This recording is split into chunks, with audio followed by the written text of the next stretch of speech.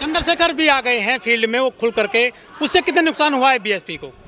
देखिए, जयचंद तो हमेशा आएंगे, बाबा साहब के समय में भी थे, कांसीराम साहब के समय में थे, और अब भी लोग आए, बहन जी के सामने भी आएंगे। तो उनका मुकाबला करने के लिए तो समाज उनको देख रहा है। सर, लोग कहते हैं कि बहन जी क्यों नहीं बुला लेती है चंद्रशेखर को, बावन मेश्राम को अपने पास? नहीं, बावन मेश्राम तो इस पार्टी का बेड़ागर्क करके गए हैं, और चंद्रशेखर को किसने मना किया है? भाई, ये पार्टी उनकी है, ये समाज की पार्टी है, तो उन्हें मतलब आगे खड़ा होकर मतलब काम करना चाहिए। पार्टी बनाने की जरूरत क्या थी? कुछ लोग ये भी कहते हैं कि बहन जी बुजुर्ग होती जा रही हैं, अब जो है वो इतनी ताकत से काम नहीं कर पाएंगी, किसी युवा को जो है जिम्मेदारी दी जाए। अभी अडवाणी तो मतलब बुजुर्ग नहीं हुआ, और ना ही मोदी बुजुर्ग हुआ, 72 साल की उसकी उम्र है, और हमारी नेता तो अभी 67 साल की हैं। तो हमारी नेता इतनी जल्दी बुजुर्ग हो गए? क्योंकि ये माइंड सेट है, हम माइंड की बात है। क्या जाति का फैक्टर है ये? जाति तो इस देश के अंदर पूरा पहला फैक्टर है। यदि ये देश के अंदर बहन कुमारी महती जिस जाति से आती हैं, यदि वो जाति उनकी नहीं होती तो अब तक 4 नहीं 5 बार प्रधानमंत्री बन जाती। मैं सबसे पहले आपके चैनल के माध्यम से बाबा साहब की 67वीं महापरिनिर्वाण दिवस के मौके पर उनको श्रद्धांजलि अर्पित करता हूँ दिल्ली प्रदेश से और अपनी तरफ से। जो आपने कहा कि बाबा साहब ने जो सपना देखा था कि इस देश के अंदर गरीब के बेटे हुक्मरान बने, उसके लिए लगातार प्रयास जारी है। 5000 साल की गुलामी जिनके हिस्से में आई, वो लोग आज उनके सामने खड़े होकर बाबा साहब के मूवमेंट को इस देश के अंदर चलाना चाहते हैं। ये कठिन काम है, मगर उसके बावजूद भी वो लोग जिन्होंने अपने स्वाभिमान को नहीं मरने दिया, जो इस देश के अंदर गरीबों का सत्ता लाना चाहते हैं, वो लगातार प्रयास करते हैं। आज बहुजन समाज पार्टी इस देश के अंदर इसीलिए तीसरे नंबर की ताकत बनी है। आज भी कुछ लोग हैं जो सत्ता में लगे हैं, मगर कुछ लोग अभी ऐसे हैं जो भटके हुए हैं, जो लोग स्वार्थ के हित को ध्यान में रखते हुए मतलब अपने वोट का उपयोग करते हैं। सर, जो रिजल्ट आए हैं 5 राज्यों के, जो बीएसपी का वोट है वो थोड़ा गिरसा गया है, सीटें भी कम हुई हैं, क्या वजह मानते हैं इसकी आप? देखिए, जब आप लोग किसी से लड़ाई लड़ेंगे तो विरोधी भी उतना सतर्क होता है। पहले वो लोग नोटिस नहीं ले रहे थे, उनको लगता था कि यकायक सरकार बन गई है, मगर जब 5 साल की आपकी सरकार बनी तो उसके बाद उन्होंने नोटिस लेना शुरू किया, और मीडिया के माध्यम से उन्होंने पूरे देश के अंदर जनता को गुमराह करने का काम किया कि ये तो हाथियों की सरकार है, पत्थर की सरकार है। उनके काम को ना बताकर उनको लोगों को गुमराह करने का काम किया, मगर आज वही पत्थर इस देश के अंदर डायमंड बनते नजर आ रहे हैं। आप देखेंगे, ताजमहल के बाद यदि सबसे ज़्यादा रेवेन्यू कहीं से इकट्ठा हो रहा है तो बहन कुमारी महती के बनाए हुए लखनऊ के पार्क से हो रहा है। तो ये उन्होंने साबित करके दिखाया है कि यदि गरीब इकट्ठा हो जाए तो इस देश के अंदर शासनकर्ता जमात बन सकता है। सर, लोग कहते हैं कि बहन जी सिर्फ चुनाव में काम करती हैं, बाकी समय में 4.5 साल खुल करके जो है फील्ड में नहीं आती हैं, या सिर्फ ट्वीट कर देती हैं। ऐसे कैसे? वो तो जो बीजेपी वाले वो 24 घंटे 12 महीने चुनावी मोड में होते हैं। देखिए, बहुजन समाज पार्टी इस देश के अंदर चंदा मांग के पार्टी को चलाती है। हमारे लोग कितना चंदा देते हैं ये हम लोग अच्छी तरह जानते हैं। इस देश के अंदर 32 लाख संगठन बने हुए हैं, जो छोटे मोटे संगठन बने हैं, और बाबा साहब ने और कांसीराम साहब ने कहा था कि हमें छोटे छोटे संगठन नहीं बनाने हैं, हमें इस देश के अंदर एक दल होना चाहिए, एक बल होना चाहिए, एक नेता होना चाहिए, तो उसके आधार पर काम करना चाहिए। बहन कुमारी महती जी जितने संसाधन हैं उनका उपयोग कर, अभी हरियाणा जो चुनाव हुआ है राजस्थान में, मध्य प्रदेश में, तेलंगाना में, छत्तीसगढ़ में 22 रैली बहन कुमारी महती ने की है।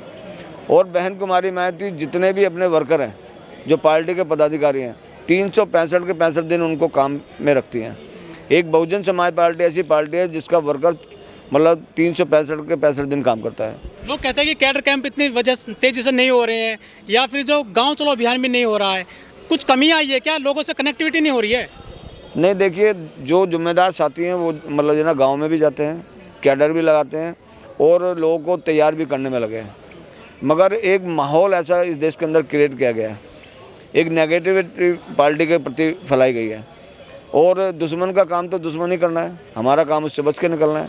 तो हम लोग प्रयास करते हैं, पूरे मतलब प्रयास करके हम लोग लगातार काम करते हैं, और जो ये भ्रम है, जो ये नेगेटिविटी है, उसे हम पूरा मतलब दूर करने का प्रयास कर रहे हैं। ये सिर्फ मीडिया के माध्यम से सिर्फ कांग्रेस और भाजपा का प्रचार दिखाया जा रहा है। अन्य बसपा का वोटर बैंक दिन रात काम कर रहा है। हर गाँव में हर बूथ पे हमारे संगठन तैयार खड़ा है। सर आकाश आनंद जी भी इस बार फील्ड में आ गए हैं जी। कुछ पॉजिटिव चीज़ें हुई हैं पार्टी के लिए? देखिए, जब वो आए हैं उन्होंने पैदल यात्रा भी की है, अपनी रैली भी की है, तो नौजवानों में एक नई चाहत पैदा हुई है कि एक हमारा नया लीडर मतलब उभर के आया है। तो लोगों में चाहत बनी है, वो ज़मीन पर जाएंगे, लोगों के बीच में काम करेंगे, कनेक्टिविटी उनकी बढ़ेगी, तो और बात इस देश के अंदर हमारी बढ़ेगी। जो हिंदी बेल्ट राज्य कहे जाते थे मध्य प्रदेश, राजस्थान और छत्तीसगढ़, यहाँ अच्छा वोट बैंक रहा है बीएसपी का, एकदम से वो कम हो गया है। नहीं, वोट देखिए, वोट अभी भी मतलब जी ना ठीक पड़ा है, ऐसा नहीं है कि मतलब वोट घटा है या मतलब जी ना, क्योंकि जैसे जैसे दुश्मन मजबूत हुआ है वैसे वैसे उन्होंने पैसे के माध्यम से हमारे वोट को खरीदने का काम किया है। और यहाँ पर जब बाबा साहब की विचारधारा को कांशीराम साहब ने देश के अंदर लागू करा दिया, मनुवाद और ब्राह्मणवाद को मतलब उन्होंने खात्मा कर दिया, और अम्बेडकरवाद जब ऊपर आ गया तो उन्होंने इसकी काट ढूंढी, उन्होंने फ्रीवाद शुरू कर दिया। अब लोगों को फ्री चीज़ें बांटने का काम मतलब इस देश के अंदर प्रचलन किया है। तो ये देश की सरकारों की कामयाबी नहीं है। आप जो फैक्टर है दिल्ली में आप बाकायदा काम कर रहे हैं, फ्री का बिजली, पानी, राशन, एजुकेशन, हेल्थ, उससे कैसे जीत पाओगे आप? बसपा के पास तो इतनी ताकत नहीं है कि फ्री चीज़ें बांट दे जनता में। देखिए, पहले तो आपके चैनल के माध्यम से हम लोग बाबा साहब अम्बेडकर को आज श्रद्धा सुमन अर्पित करते हैं। और रही दिल्ली की बात, तो दिल्ली में इस तरह पहले कांग्रेस भी थी, उन्होंने तमाम इस तरह के नारे और तमाम झूठे वादे किए थे और उन्होंने लोगों को गुलाम बनाने का काम किया। अब फिर दोबारा से सर ने जैसे बताया फ्रीवाद का, तमाम तरह के गुमराह वाली बातें, और बाबा साहब का लिफाफा लेके ये लोग हमारे समाज को गुमराह कर रहे हैं। तो हम लोग कैडर के माध्यम से, छोटे छोटे कैडर के माध्यम से, नौजवानों के माध्यम से पुनः से ये बात को बिल्ड कर रहे हैं या बनाने की कोशिश कर रहे हैं कि समाज में जो लोग हमारा हुक्मरान जो बैठे हुए हैं, ये लोग हकीकत में बाबा साहब अम्बेडकर की विचारधारा के दुश्मन हैं। और लोग समझ भी रहे हैं। ऐसा नहीं कि आप देखते हो उत्तर भारत में जो बहुजन समाज पार्टी बड़ी ताकत से उभरी थी, आज वो साउथ में भी पूरी ताकत से उभर के आ गई है, पंजाब में भी है, आपके तेलंगाना में भी है, उड़ीसा में भी है, आपके पटना बिहार में भी है। तो बहुजन मूवमेंट तो कमज़ोर नहीं पड़ा है, पर हमारे देखने का नज़रिया कमज़ोर पड़ा है। हमको देखना चाहिए, सरकार मानवर साहब ने कहा था हमारे विधायक सांसद बने ना बने, लेकिन मूवमेंट तेज़ी से बढ़ना चाहिए, तो बाद में हम कामयाबी ले लेंगे। जब तक सत्ता में नहीं आएंगे बहुजन या दलित पार्टियां, तब तक कैसे भला होगा लोगों का? 1995 से पहले किसी ने सोचा था कि हम लोग सत्तारूढ़ होंगे, लेकिन मानवर श्री कांशीराम साहब ने कहा कि हम सपना तो देखें, और हम उसमें प्रयासरत हैं, और आप भी शायद प्रयासरत होंगे। तो हम बाकी लोग जो लोग देख रहे हैं, जो लोग समझ रहे हैं। सर फ्री का जो ये चल रहा है रेवड़ी, उसको कैसे जीतेंगे सर आप? क्या आपके पास जो चिराग है कि वोट बैंक आपकी तरफ आ जाए, जो बीएसपी का पहले हुआ करता था? पार्षद भी नहीं बना पाए सर एक बार भी अभी तक आपकी। तो समाज को सोचना पड़ेगा, हमें अपने सम्मान और स्वाभिमान को जगाना है। अगर जिन लोगों ने भूखे पेट संघर्ष किया इस आंदोलन के लिए, तो समाज को भी अपने पेट के लिए, अपने सम्मान को देखते, स्वाभिमान को देखते हुए पेट की आग को थोड़ी देर ठंडा करना पड़ेगा और इसमें कूदना पड़ेगा, तो फ्री बात अपने आप खत्म हो जाएगा। अब समाज भूख के स्वाभिमान को मारकर और फ्री बात और तमाम चीज़ों के पीछे जा रहा लालच में, तो हमें लगता है उसमें भी समय लगेगा, लेकिन वो परिवर्तन आएगा, उनका स्वाभिमान भी जगेगा और जगने वाला है। बहुजन समाज पार्टी का अपना कोर वोट है। बहुजन समाज पार्टी अपने दम पर अपने लोगों को तैयार करके इस लड़ाई को लड़ रही है, और लोग जो है ना फ्रीवाद के आधार पर मतलब ना काम इस समय कर रहे हैं। तो बहुजन समाज पार्टी नारा लगाया दिल्ली के अंदर कि फ्री नहीं, रोजगार चाहिए, सत्ता और सम्मान चाहिए। दिल्ली देश की राजधानी में जहाँ 35 लाख लोग झुग्गी में रहते थे, झोपड़े में रहते थे, वो आज भी 35 लाख झुग्गी झोपड़ी में रहते हैं। जो जय 80 करोड़ लोगों को अनाज दे रही है सरकार, 5 किलो उनको फ्री एजुकेशन, पानी मिल रहा है, फ्री हेल्थ मिल रहा है, और क्या चाहिए? देखिए, हम लोग को उनको यही समझाने का प्रयास कर रहे हैं, और वो इस बात को समझ भी रहे हैं कि 5 किलो अनाज में पूरा महीना नहीं कटता है। यदि 5 किलो में हमने अपनी गुलामी ले ली तो 5 साल चलेगी, वो 5 साल की गुलामी को आपको छोड़ना पड़ेगा। आज इस देश के अंदर बच्चों को रोजगार नहीं है, जो शिक्षा जिस तरह से मिलनी चाहिए वो शिक्षा इतनी महंगी कर दी है कि अब आगे जो समय वो आएगा कि गरीब का बेटा अपने बच्चों को पढ़ा नहीं पाएगा। तो ये जो सब चीज़ उनसे दूर होती जा रही है, अब धीरे धीरे उनको ये समझ में आ रही है कि जो लोग कहते थे कि हम लोग भ्रष्टाचार नहीं करेंगे, भ्रष्टाचार के आधार पर सरकार बनाई, उन्हीं के मतलब दिल्ली में 6 मतलब मंत्री बनते हैं, 6 में से 5 जेल में जा चुके हैं। सर चुनाव में बड़ा पैसा लगता है, और जबकि बीएसपी के नेता कहते हैं मनी माफिया और मीडिया से दूर रहना है। मीडिया के बिना कैसे सर चल पाओगे आप? नहीं, हमने तो कभी मीडिया को दूर रखने की बात नहीं की।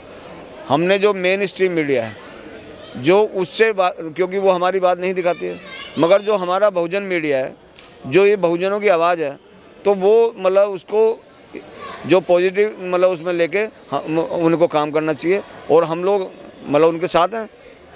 तो ऐसा नहीं है कि भाई हम मीडिया को दूर करने, मनी मीडिया माफिया की बात हमने की है, मगर कौन सी मीडिया की बात की है? जो मेन स्ट्रीम है, जो सरकारों की गुलाम मतलब वो है मीडिया है, उनकी हम लोग बात आप पे करते सर आरोप लग रहे हैं कि आपने अकेले चुनाव लड़ा, इससे जो है कांग्रेस हार गई है तीनों राज्यों में। हैं। कांग्रेस क्यों हारी तो कांग्रेस को सोचना पड़ेगा। हम लोग मतलब ना यदि अपना घर नहीं बनाएंगे, हम दूसरे को घर को मजबूत करते रहेंगे तो मतलब हमारे घर को तो कोई मजबूत करने के लिए आएगा नहीं। तो इसीलिए मतलब साहब ने भी कहा है, बाबा साहब ने कहा कि अपना दल होना चाहिए, अपना झंडा होना चाहिए, अपना एक नेता होना चाहिए, एक आपकी पार्टी होनी चाहिए। अकेले चुनाव सर कैसे लड़ेंगे आप? 40-40 पार्टियां लड़ रही है बीजेपी में एक साथ होकर के, आपके पास ऐसी कौन सी ताकत है कि आप सत्ता में आ जाएंगे अकेले? देखिए, बहुजन समाज पार्टी इस देश के अंदर उन्हीं लोगों को, जो इस देश के अंदर 6743 जाति है, उसको समझाने में लगी है कि इस देश के अंदर हजारों साल की गुलामी आपके पास है और आप उसी को ताकतवर बना रहे हैं जो आपको ये गुलामी देना चाहती है। और उनका ये हाल देखा भी आपने कि लोग उन्हीं के मंत्री को जूते से पीट रहे हैं और जूते से पीटने के बाद भी यदि आप उस सरकार के अंदर हैं तो ये गलती मतलब ना भी सरकार की नहीं है, गलती उस आदमी की है जो अपने स्वाभिमान को बेच के वहाँ खड़ा है। सर 24वें मंदिर बनकर तैयार हो जाएगा, उसकी काट क्या है बीएसपी के पास? देखिए, मंदिर की काट तो अम्बेडकरवाद है और जब हम लोग अम्बेडकरवाद को समझ लेंगे, बाबा साहब को समझ लेंगे, तो हमें मंदिर में जाने की जरूरत है। हमारा जो उद्धार है वो मंदिर से नहीं होगा, वो हमारा जो उद्धार है स्कूल से होगा। लेकिन बीजेपी सनातन को लेकर चल रही है सबसे आगे। देखिए, सनातन उनका तो अपना एजेंडा है, तो हमारा भी अपना एजेंडा है।